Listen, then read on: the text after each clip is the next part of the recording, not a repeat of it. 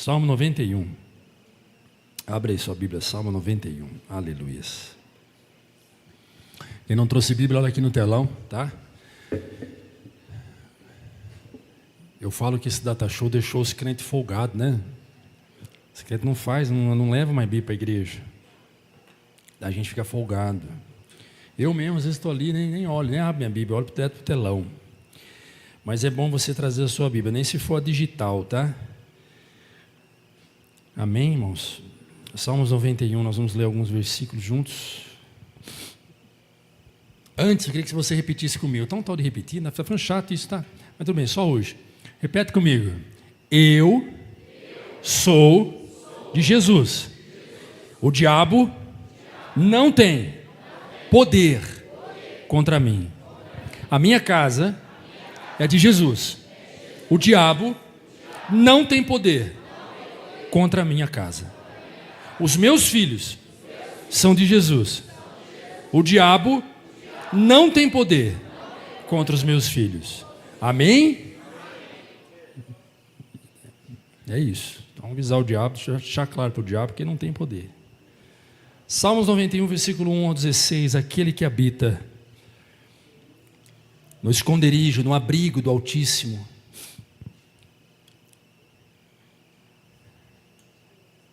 a sombra do Onipotente descansará. Direi do Senhor, Ele é o meu Deus, o meu refúgio, a minha fortaleza, e nele confiarei. Porque Ele te livrará do laço do passarinheiro, em algumas versões está caçador, e da peste perniciosa. Ele te cobrirá com as suas penas, e debaixo de tuas asas estarás seguro. A sua verdade é escudo e broquel, escudo protetor.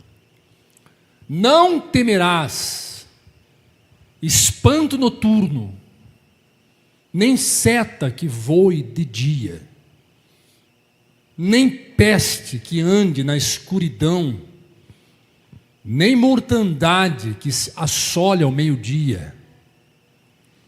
1000 cairão ao teu lado, 10.000 à tua direita, mas tu não serás atingido. Somente com os teus olhos olharás e verás as recompensas do ímpio.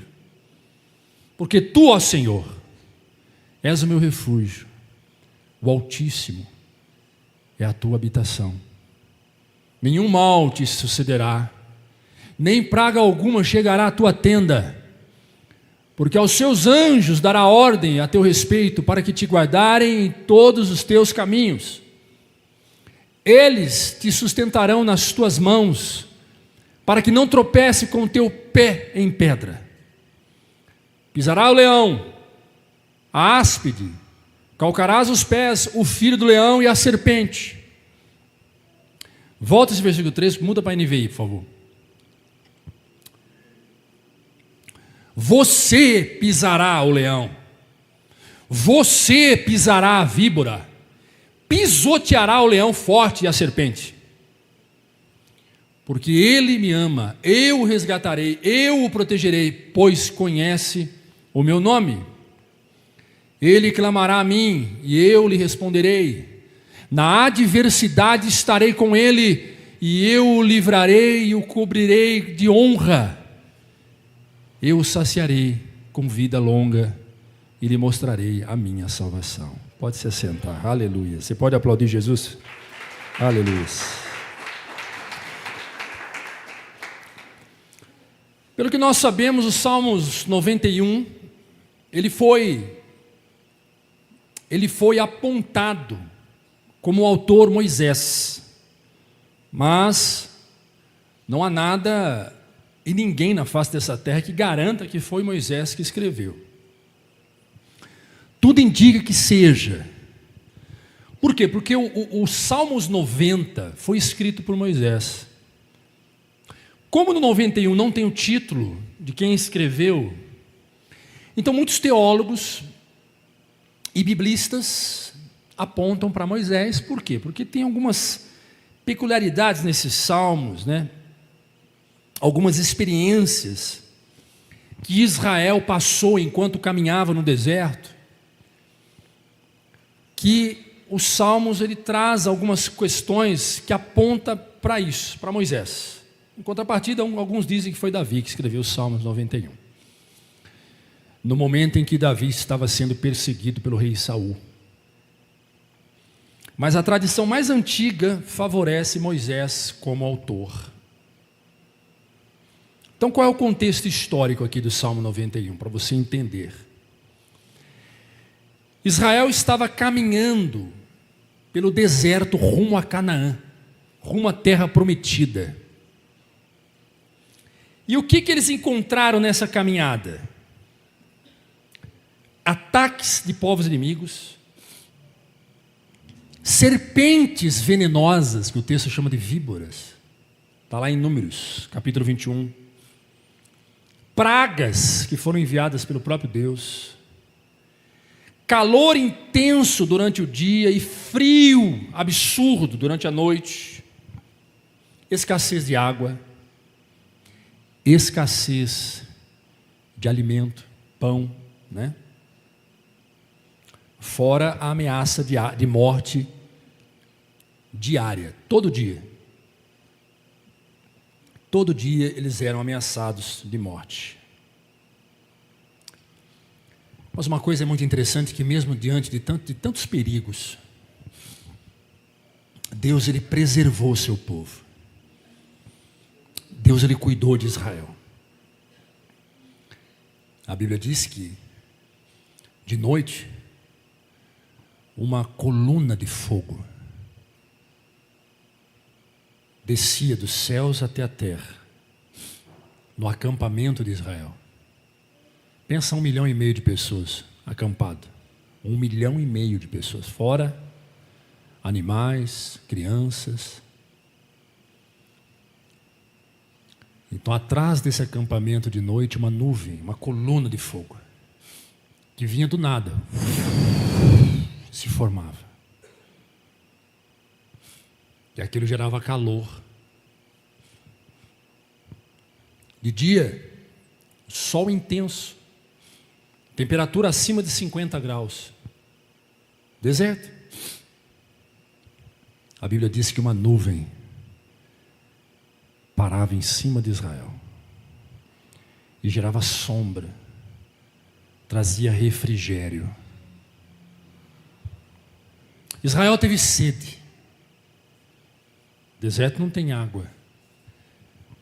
A Bíblia diz que Deus fez água sair da rocha. Da rocha, a água sair da rocha. Israel teve fome. Fome de pão e fome de carne. Pela manhã, quando eles abriam a cabana, a tenda deles, né, a porta da tenda, eles olhavam para o chão, havia maná. Pão que caía do céu. Lá para a beira do meio-dia, cordonizes caíam. Caíam. Churrasquinho.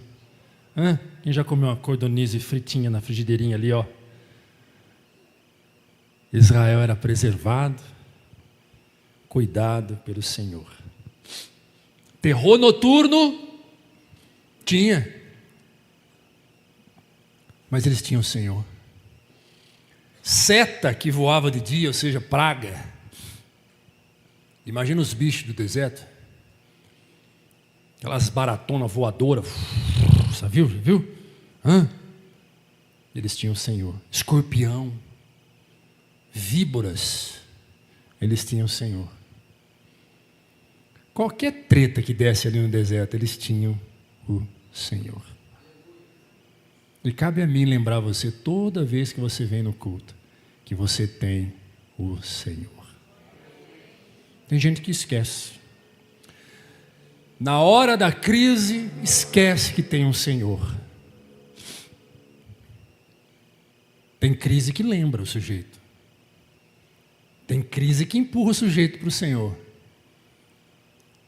Mas se tem uma amnésia que bate constantemente, é na hora da bonança. Na hora da bonança, lembrar do Senhor é difícil, né?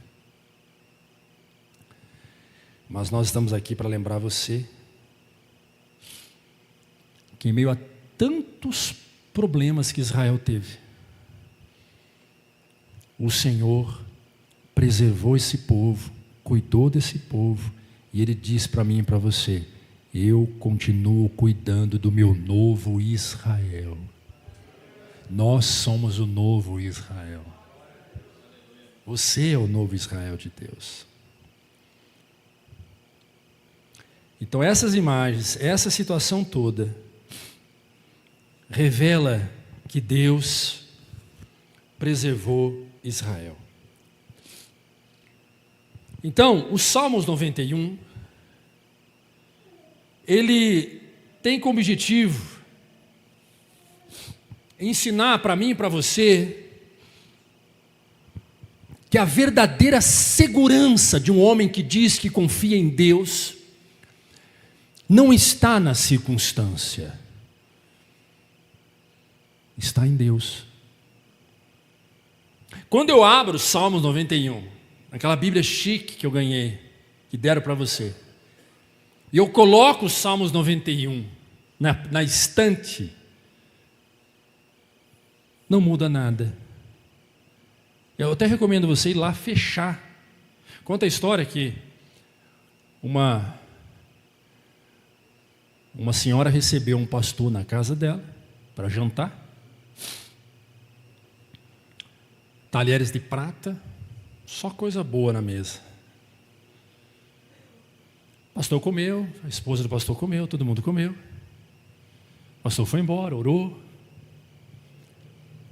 Passou uma semana, ela sentiu falta de um garfo de prata. E ela perguntou para o esposo: marido, você sabe onde está aquele garfo? Ele falou: não, sumiu um garfo. Sumiu um garfo.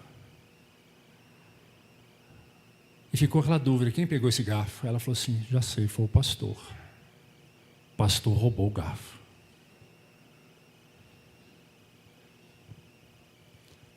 Um ano depois, ela chamou o pastor de novo na casa dela.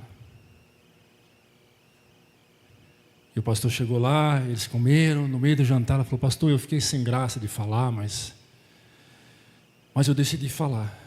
Eu queria saber por que o senhor levou meu garfo embora. Eu disse: eu não te levei garfo embora. Não, é que sumiu um garfo de prata. Eu falei: não. Você não achou, não? Não. Você procurou em todo lugar? Procurei. Eu não peguei, não. Não, mas ele sumiu. Estava eu, meu marido, o senhor e a pastora. Ou foi o senhor ou foi a pastora. A pastora: eu não. Lembrei. Aquela Bíblia ali, aberta no Salmo 91. Abre ela lá. Mexe a página do vídeo. Ele foi lá, abriu, o garfo estava lá. Há um ano o garfo estava lá. Ele disse: eu vi a Bíblia ali, achei bonito, coloquei o garfo lá. Como você lê a Bíblia todo dia, provavelmente você ia achar, né? Deixa eu te perguntar, o que funciona um punhado de papel aberto no Salmo 91 em cima da sua estante?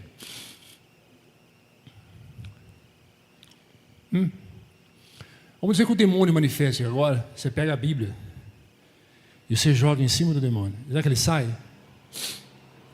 Não.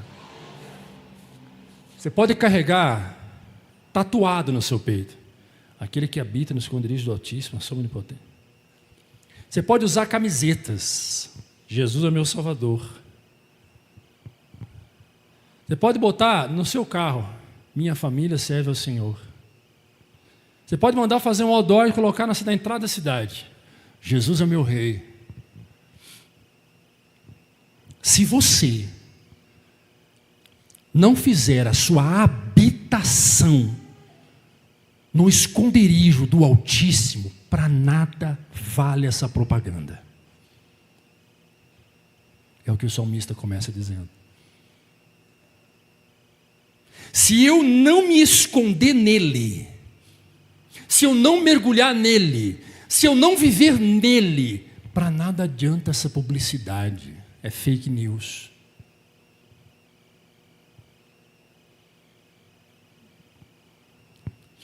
Então vamos para os Salmos.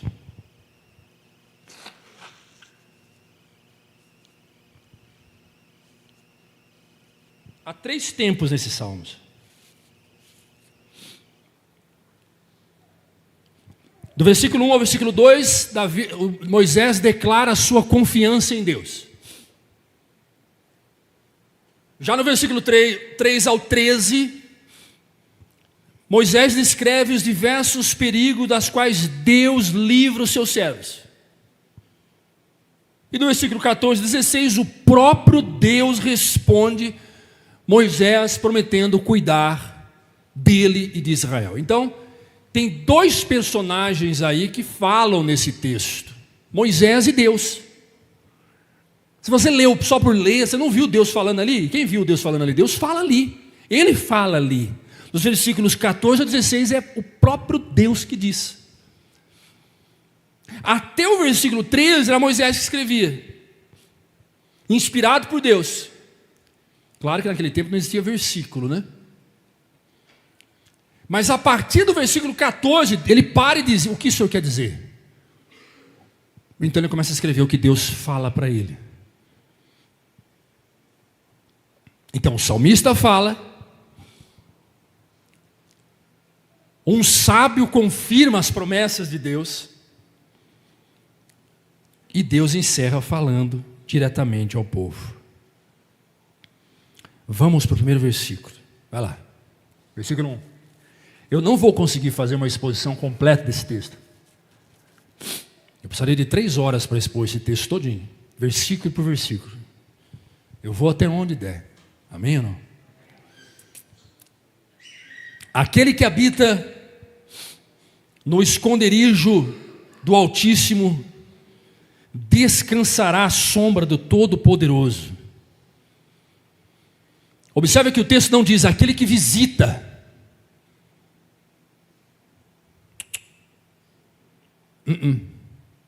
Aquele que flerta. O que é fletar?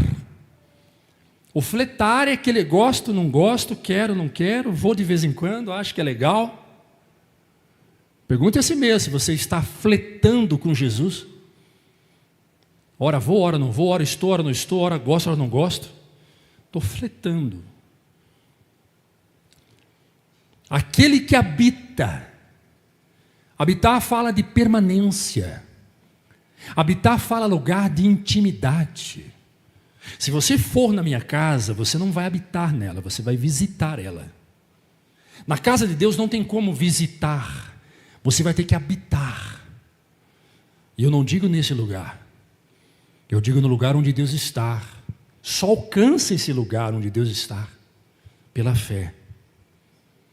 Então essa vida oscilante de que ora eu tenho fé, ora não tenho, ora eu tenho, ora não tenho, não dá. Com Deus não funciona isso. Ou você tem fé ou você não tem. Habitar fala de permanência, intimidade. Habitar fala de relacionamento constante. Eu levei um jovem para morar dentro já levei vários, né? Quem me conhece que sabe. E eu e minha esposa já levamos vários problemáticos para morar em casa. Levei uma vez que era viciado em crack. Levei 2 que eram viciados em crack. Naquela época acho que ele tinha, não sei, uns 27, 28 anos. Acho que por aí, né? E levei um outro, quase 40. Levei um jovem também que tinha problema de esquizofrenia. Levei um outro que tinha problema de ansiedade. Enfim, morou em casa, ficou lá, cuidando lá. O pai não deu conta. O centro de tratamento também não deu conta. Os medicamentos também não deu conta. Aí bateram lá em casa. Pastor, se eu consegue ajudar meu filho? Consigo. Pega as roupas dele, traz ele aqui para casa. E quando esse jovem entrou na minha casa para habitar comigo, toda a cultura dele mudou. Pode tirar o texto, filho. Toda a cultura mudou. Toda a ideia dele precisava ser transformada. A mentalidade precisava ser mudada. O comportamento precisava ser mudado. Escute, não tem como mudar comportamento sem antes mudar o pensamento. Se você tem comportamentos inadequados, que agride você e os outros, comportamento que você herdou, sei lá da sua infância, que você sabe que não é bom. Esse comportamento ele é sustentado por pensamentos, por ideias. Então, antes de mudar o comportamento, eu preciso mudar o meu pensamento, porque pensamentos é a origem do comportamento. Então, quando ele entra na nossa casa, ele sofre um baque de cultura. Há uma mudança de cultura. E escute, o evangelho, ele é contra a cultura.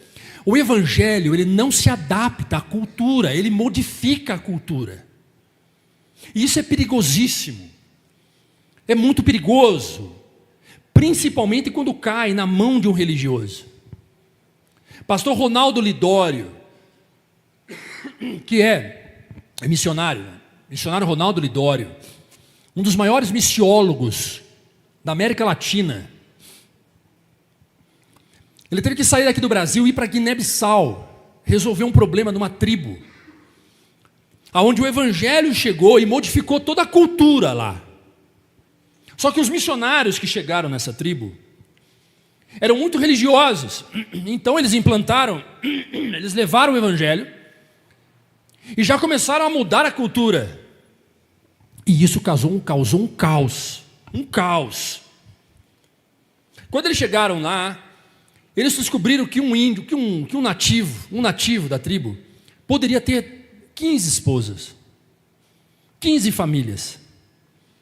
Então lá havia, para cada homem, ele tinha 15 casas, 15 taperas, casinhas. 15 esposas, filhos com cada uma delas. Então um homem sustentava 15 famílias. 10, 12, 9, dependendo do pique lá do homem lá, ele tinha 15. Quando esses missionários chegam, eles começam a pregar a monogamia. O que é a monogamia? O homem pode ter apenas uma mulher, que é um ensinamento bíblico, que está correto. Só que esse ensinamento foi contra a cultura daquele povo, porque aquele povo fazia isso há décadas, há centenas de anos. Então, os homens começaram a crer em Jesus e imediatamente rompiam com as outras 14 mulheres. E assumiam apenas uma. Vou fazer o que está na Bíblia. Vou fazer o que Jesus está ensinando. E aí veio o caos. Porque a partir desse momento, 14 mulheres agora não têm marido para sustentar a casa. E virou uma bagunça. Virou um desastre total. Aí ligaram para a agência aqui no Brasil, Ronaldo foi para lá. Ronaldo e a esposa chegou lá e teve que consertar isso.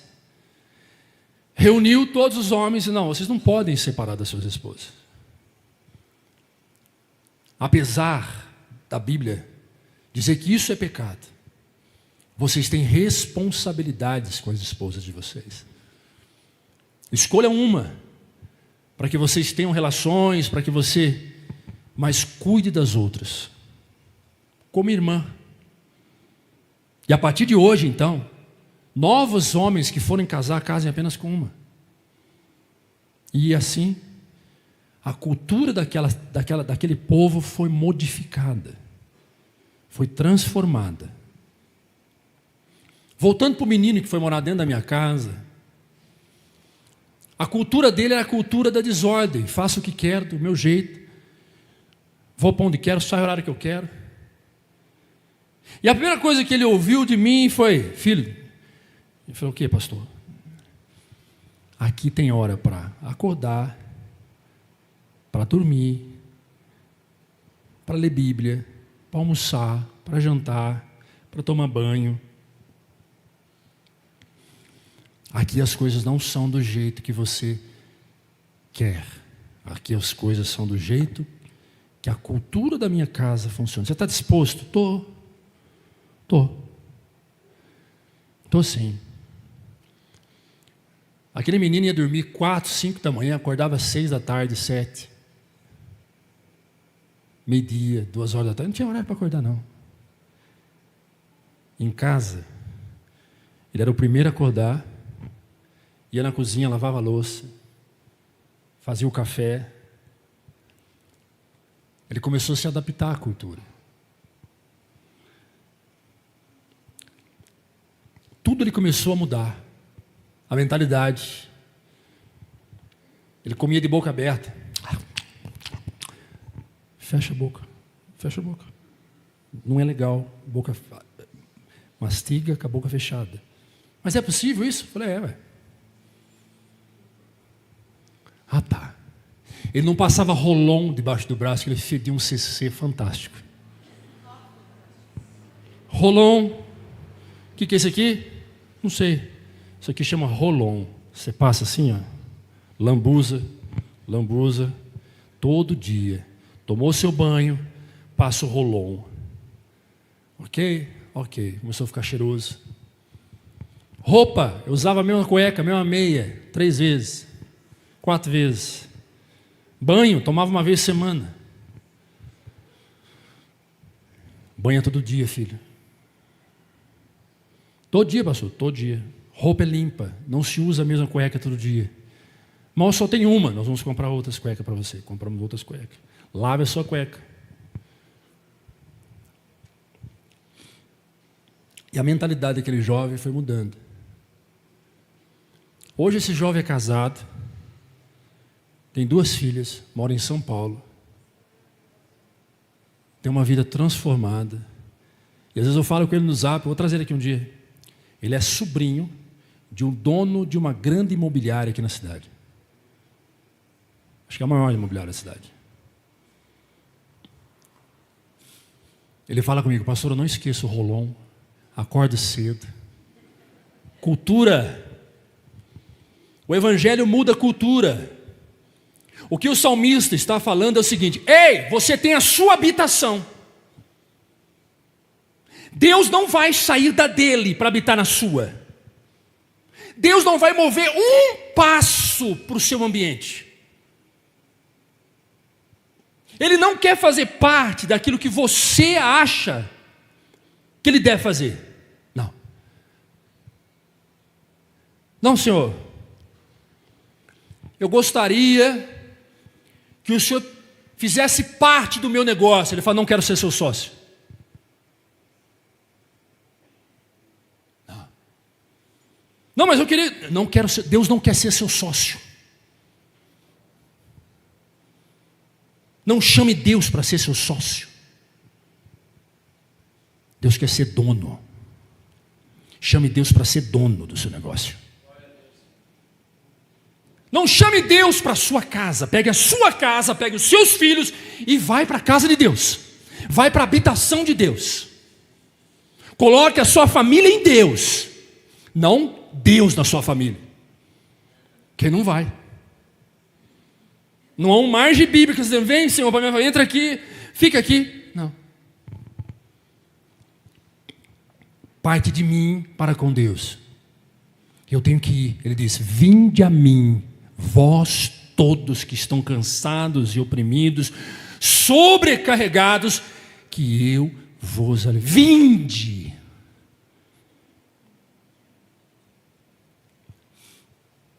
Habitar fala de permanência. Agora, como é que dá, hein?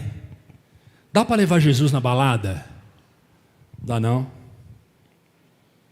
Dá para levar Jesus na roda de um boteco, ceifada ali, ó, ceifada, né? Não, ceifada não. É, semeada, cheio de cachaça e porcaria. Senta aqui, Jesus. Vão beber comigo. Dá para levar Jesus na roda de piada, de pornografia, de besteira? Dá para levar Jesus para esses lugares? Não dá. Não dá. Não dá para levar Jesus para esses lugares. Só que Ele habita dentro de nós. Então é dentro de nós que Ele faz o seu esconderijo. É dentro de nós que Ele se revela. E é dentro de nós que a gente o encontra.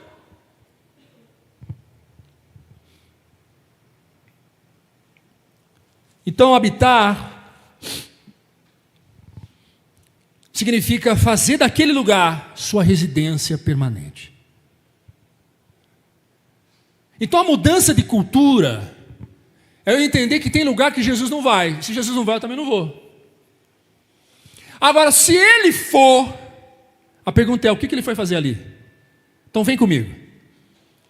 Jesus está andando, de repente, ele olha, vê um cara em cima da árvore e disse, Zaqueu,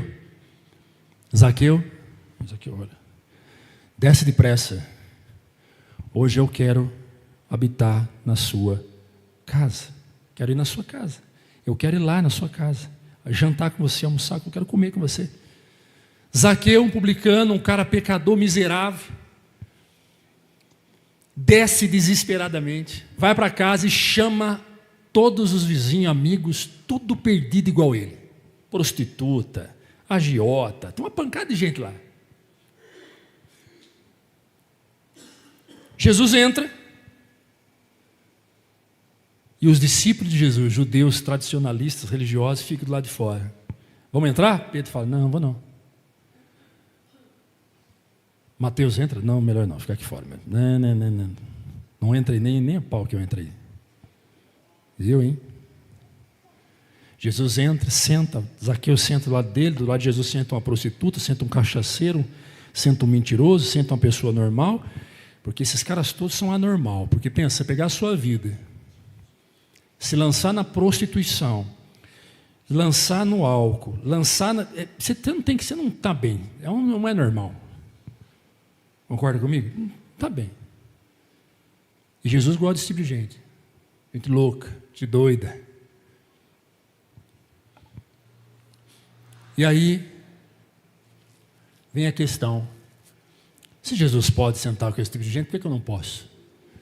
Por que eu não posso sentar com meu cunhado? Meu cunhado é um Zaqueu, um cachaceiro pinguço, que me chama direto para ir para as baladas com ele. Por que eu não posso? A minha cunhada é uma doida varrida, por que eu não posso? Jesus sentou, por que eu não posso? Então entenda uma coisa, qual foi o propósito da entrada de Jesus naquela casa? E Jesus responde assim, eu não vim para aqueles que são sarados, eu vim para aqueles que estão doentes. É chegado o reino de Deus nessa casa. Quando Jesus sai, todas aquelas pessoas são transformadas. O que eu quero dizer é que quando eu chego em algum lugar, a habitação do Altíssimo chegou naquele lugar. Quando eu chego naquela casa, no meio daquela família, quando você chega, a habitação do Altíssimo chegou ali. Há uma mudança de cultura, tem que haver uma quebra de paradigma. Algo diferente precisa acontecer com a sua presença ali.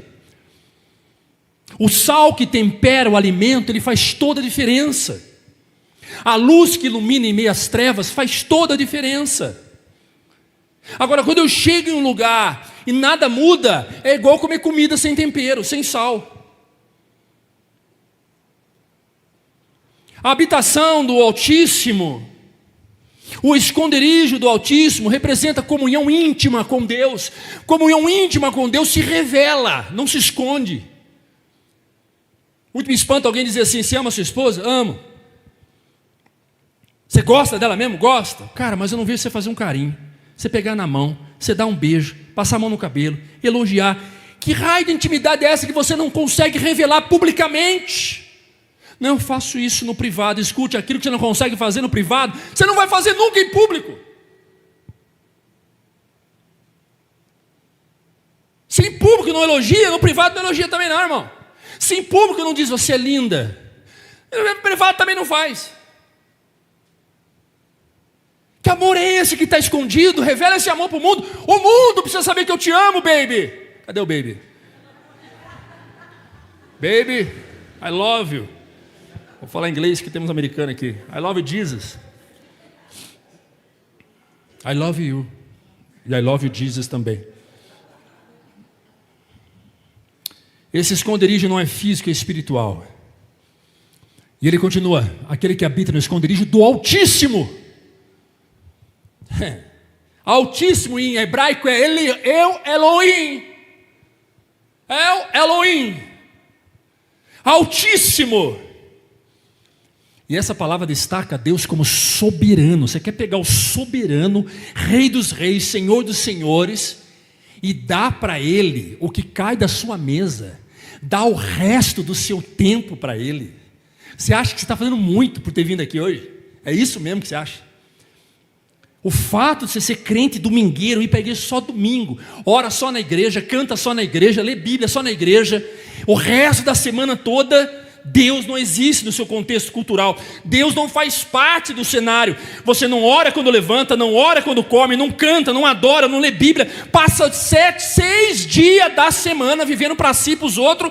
E aí chega na igreja, dá o resto do seu tempo e diz: aí, Altíssimo, fiz minha parte, agora o resto é contigo.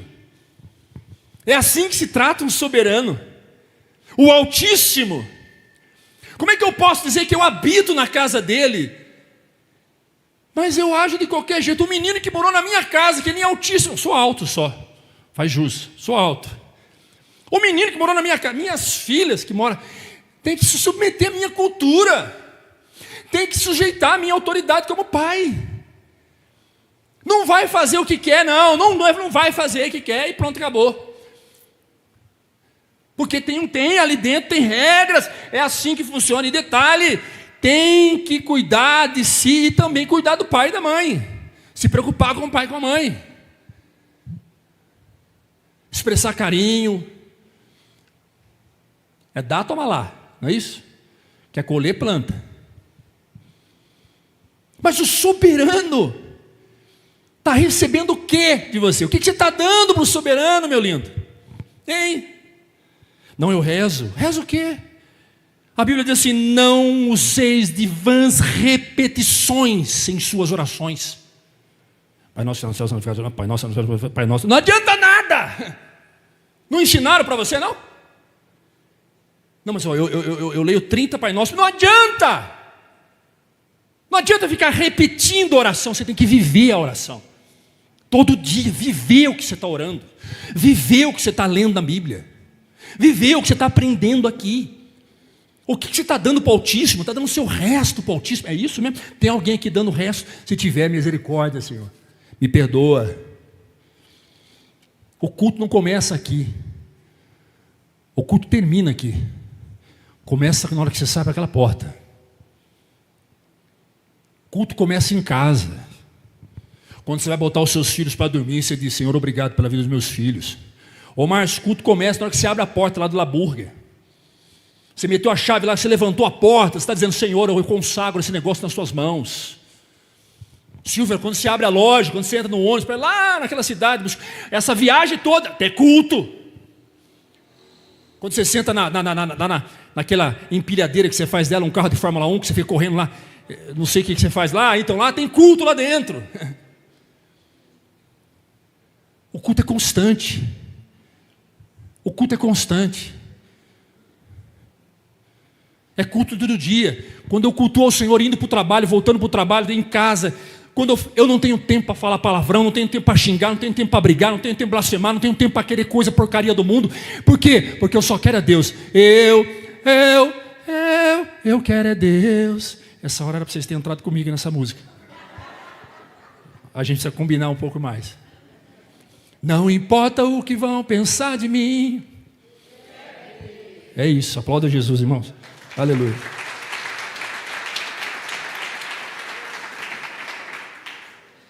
Não deixa para mudar de ideia na hora que você cair numa cama, não. Não deixa para mudar de ideia na hora que a coisa ferrar mesmo. Lascar tudo. A expressão Altíssimo destaca Deus como soberano acima de todos os reis. Aquele que habita no esconderijo do Altíssimo. Na sombra do Onipotente. Vem cá, Deus tem 3 atributos que ninguém mais tem. O diabo não tem, os anjos não tem, eu e você não temos, ninguém tem. Só Deus tem. Ele é onisciente, sabe de todas as coisas. Antes mesmo de sair uma palavra da tua boca, Deus já sabe o que você vai dizer. Onisciente. Onipresente, Ele está em todos os lugares. Não há um lugar que Deus não possa enxergar e habitar e ver. A Bíblia diz que a glória de Deus enche toda a terra. Deus está agora lá dentro do presídio, como está numa sala de UTI. Ninguém consegue se esconder de Deus. Ninguém. Os olhos de Deus acampam em todo o redor. Onisciente, onipresente e onipotente. Ele tem todo o poder. Quanto poder Deus tem? Todo. Pois bem, Ele é todo poderoso. A palavra em hebraico é El Shaddai. El Shaddai. El Elyon, El Shaddai, o Jeová Rafa, o Deus poderoso. Como é que eu me relaciono com um Deus que é altíssimo, soberano e ao mesmo tempo onipotente? E tudo isso habita dentro de mim e eu habito nele. Como é que é essa minha intimidade com ele?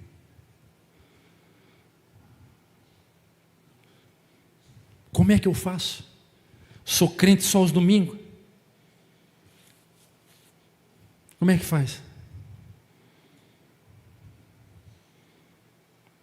Agora, veja, na sombra, o que sombra representa? Lugar de refrigério, lugar de descanso. Desse rei estava lá na Serra da Canastra, nas sombras daquelas cachoeiras maravilhosas, Eliushã. Gostoso, né, dizer? Pensa um lugar bom. Agora multiplique por 1 milhão de vezes. É esse o lugar que o Senhor quer que você repouse. Se na sombra dele já é bom, imagina nele. Aleluias.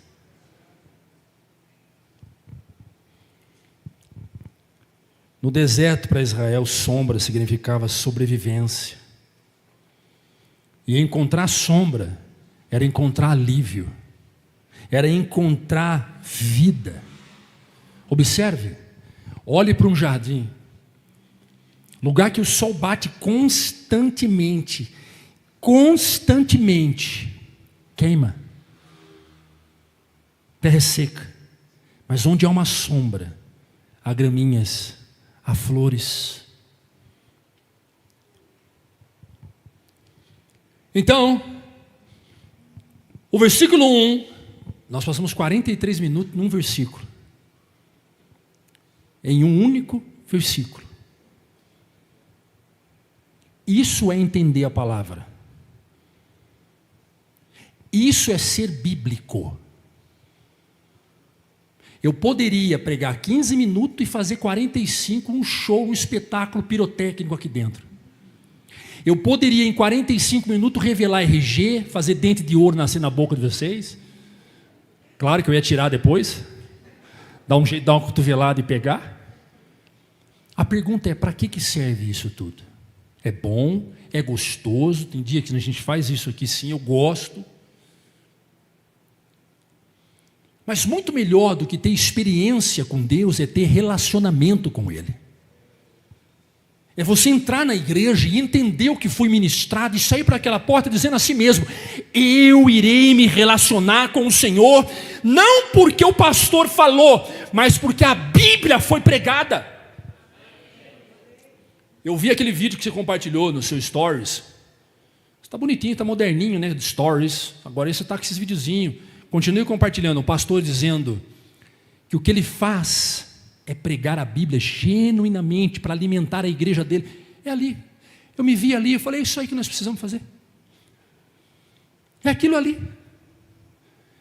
O que você precisa na sua vida? Você precisa de um bom alimento para sair daqui e poder viver a semana toda na presença do Altíssimo, consciente daquilo que você tem que fazer, da relação sua com o Altíssimo. Eu não sou sua babá. Eu não tenho que carregar você no colo e dizer: vamos filhinho, vamos. Se eu paro de carregar, cai. Não. Você tem que se agarrar em Jesus Cristo. E como é que eu me agarro em Jesus Cristo? Ouvindo a palavra e praticando a palavra. É permanecendo nele. É colocando a sua vida nele. Se desgruda da religiosidade. Ah, mas eu fiz parte da igreja católica porque a minha avó foi católica, meu avô foi católico, a vida toda. Eu não quero mudar o que eu sou. Então o que de bom você está fazendo para o reino de Deus sendo católico? Me conta aí. Eu rezo a missa, eu faço. Então me conta. Porque eu conheço muitos católicos que fazem muita coisa para o reino. O que você tem feito? Como é que é a sua vida como católica? Eu conheço uma amiga que ela largou tudo para pregar o evangelho. Católica. Católica. Tradicionalismo, apego em movimento, não vai mudar a sua vida. Tem gente que deixou de ser católico, mas continua do mesmo jeito sendo evangélico. Não vai mudar, meu filho. Não vai mudar, não vai mudar. Para quem está dando recado? Para ninguém, eu só estou pregando. Vai mudar não. É os mesmos palavreados, é a mesma cultura, é o mesmo estilo de vida. No catolicismo enchia a cara, na igreja evangélica enche a cara. No catolicismo não saia da balada, na igreja evangélica não sai da balada. No catolicismo mentia, enganava, na igreja evangélica eu estou mentindo, enganando. Então quer dizer, pode mudar de religião, que você nunca vai mudar de vida. Porque não é a religião que muda, é Cristo.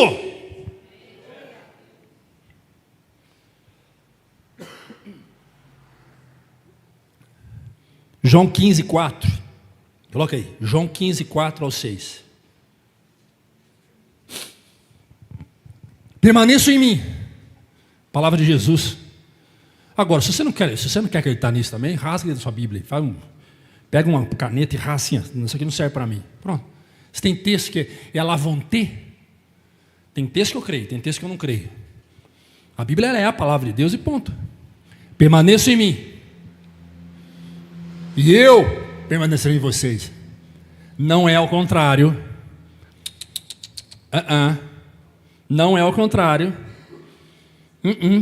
Eu permaneço em você para que você permaneça em mim. Não. Permaneçam em mim. E eu permanecerei em vocês. Aqui ele traz uma ilustração. Como um ramo. Não pode dar fruto por si mesmo. Já viu um ramo dar fruto por si mesmo? Faz o teste. Quebra o ramo. Pega lá o tronco. Pega o raminho, quebra. Leva para sua casa e espera que dê fruto. Não. Como um ramo. Não pode dar fruto por si mesmo. Se não permanecer na videira. Ou seja, ele tem que estar ligado na planta. Assim vocês também. Não pode dar fruto se não permanecer em mim. Como é que eu posso dizer que eu tenho Cristo na minha vida, que eu tenho Deus na minha vida, que eu amo Jesus, que Ele é todo para mim, só que eu vivo a minha vida de qualquer jeito, em qualquer lugar, faço o que eu quero, ando de qualquer jeito? Você pode viver a melhor vida do mundo, morrer com milhões na sua conta e ir para o inferno na hora que você morrer, acordar no inferno. Pastor, tem inferno? Jesus ensinou sobre o inferno. Não foi o Papa que ensinou, não foi o pastor William que ensinou, foi Jesus que ensinou sobre o inferno. O inferno existe. O inferno é real. A ideia não é ganhar o mundo inteiro, a ideia é ganhar a sua própria vida. A ideia é não se perder. Você pode ter toda a riqueza do mundo, e no final dos seus dias você fechar os olhos e acordar com Deus lá na glória, amém? Mas para isso você tem que estar ligado em Jesus Cristo. Como é que vai estar ligado em Jesus Cristo? Como? Faz o que bem entende. Dá na telha e faz. Que Bíblia é essa que você crê? Que Bíblia é essa que você crê? Onde é que está na Bíblia? Vós sois o sal da terra, luz do mundo. Ou seja, contra a cultura. Eu não posso me adaptar ao mundo. Eu não posso viver o que o mundo quer que eu viva. Eu tenho que ser contra a cultura. Eu estou no mundo, mas não sou dele. Volta o texto. Para até o 6. Leia a Bíblia. Se não permanecerem em mim, assim vocês também não podem dar fruto se não permanecerem em mim. 5. Eu sou a videira, e vocês os ramos. Se alguém permanece em mim, eu permaneço nele. Esse dará muito fruto, pois sem mim vocês não podem fazer nada. Sem mim você não pode fazer nada. Agora veja vocês, se alguém não permanece em mim, será como o ramo que é jogado fora e seca. Tais ramos são apanhados, lançados ao fogo e queimado. Vou explicar teologicamente esse versículo.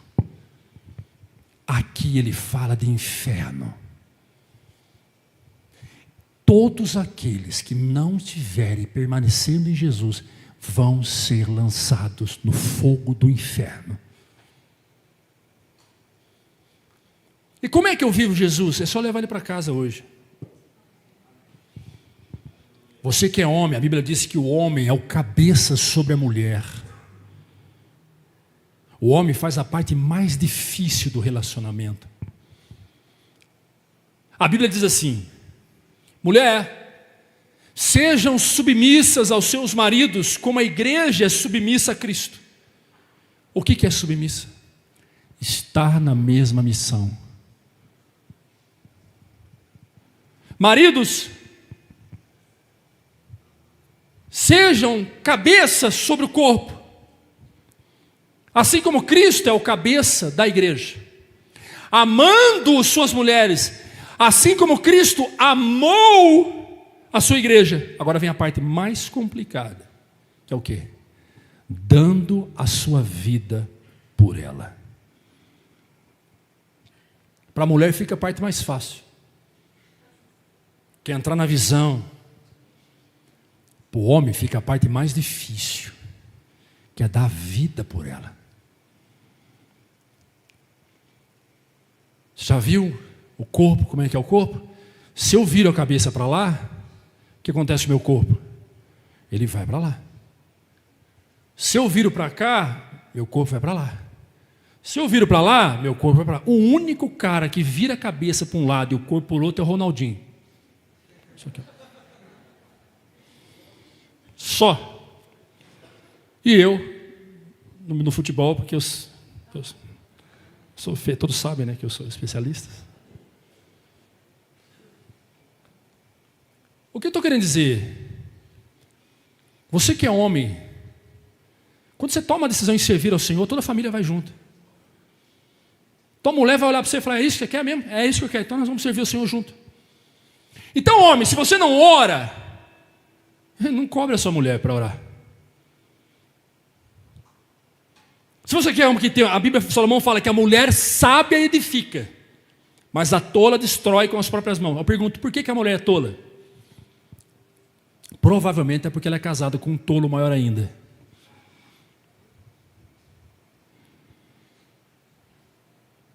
O homem é um exemplo em casa. O homem é um exemplo para os filhos. Pastor, eu não sei orar, eu ensino. Pastor, eu não sei ler Bíblia, eu ensino. Não só eu, pastor Eduardo e pastor Wilson. E se nós não der conta, a gente tem discípulos que fazem isso. Pastor, eu quero ser santo, eu quero ser a figura de Jesus na minha casa. Você pode. É só querer, só levar Jesus hoje para a sua casa. Não adianta estampar para todo mundo: agora eu faço parte da igreja evangélica. Não. O evangelho tem que morar dentro de você. O Altíssimo, o Soberano, o Todo-Poderoso, o El Shaddai tem que fazer morada dentro de você. Aleluias. Aplauda Jesus, querido.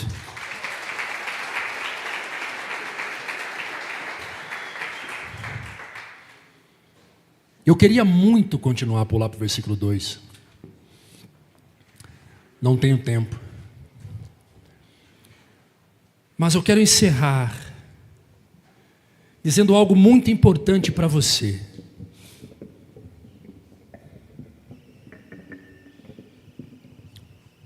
Não espere mais um minuto para mudar de vida. Não espere mais um segundo. Há algo incrível da parte de Deus para você. Há algo incrível da parte de Deus para o seu casamento, para os seus negócios, para a sua casa, para os seus filhos. Leve Jesus com você hoje, na sua alma, para a sua casa, para a sua família. Pega tudo que você tem e lance em Jesus. Que rompa com o movimento religioso. Se entregue verdadeiramente ao Senhor. Se entregue tudo que você é, tudo que você faz. Pastor, está difícil, entrega para o Senhor. Eu não consigo, entrega para o Senhor. Não vai dar certo, entrega para o Senhor. Há muito tempo eu venho fazendo assim, entrega para o Senhor. Ele vai mudar a sua causa, vai mudar a sua história, vai mudar a sua vida. Ele vai mudar a cultura. E Ele muda mesmo. Ele muda. Eu tenho vários testemunhos aqui de pessoas que foram mudadas, transformadas pelo Espírito Santo. Casamentos que foram restaurados, homens que era um desastre e hoje são homens honrados, mulheres que eram complicadíssimas e hoje são uma bênção. É só deixar o Evangelho inundar você. É só sair daqui hoje dizendo: eu quero o Senhor para a minha vida. Se coloque de pé no seu lugar.